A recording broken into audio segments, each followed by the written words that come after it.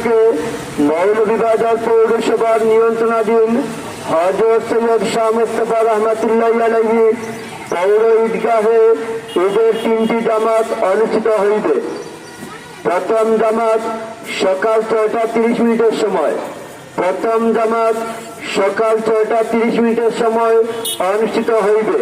প্রথম জামাতে ইমামতি করিবেন জনাব মাওলানা মুফতি শিহাবুদ্দিন আলিপুরি, খতিব হযরত সৈয়দ শাহ মুস্তাফা রহমাতুল্লাহি আলাইহি, দরগাহ জামে মসজিদ মৌলভীবাজার।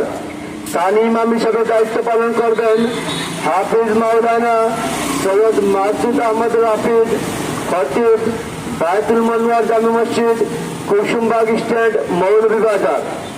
দ্বিতীয় জামাত সকাল 7টা 30 মিনিটের সময় অনুষ্ঠিত হইবে। দ্বিতীয় জামাতে ইমামতি করিবেন মুফতি মাওলানা শামসুজ্জোহা, ইমাম সুলতানপুর জামে মসজিদ ও মুহতামিম দারুল উলুম টাইটেল মাদ্রাসা মৌলভীবাজার। সানি ইমাম হিসেবে দায়িত্ব পালন করবেন মাওলানা মুজাম্মেল হক মাহিরি, ইমাম শান্তিবাগ জামে মসজিদ মৌলভীবাজার। তৃতীয় জামাত সকাল 8টা 30 মিনিটে অনুষ্ঠিত হইবে। তৃতীয় জামাতে ইমামতি করিবেন মাওলানা আকিল উদ্দিন, ইমাম টাউন দেওয়ানি জামে মসজিদ মৌলভীবাজার।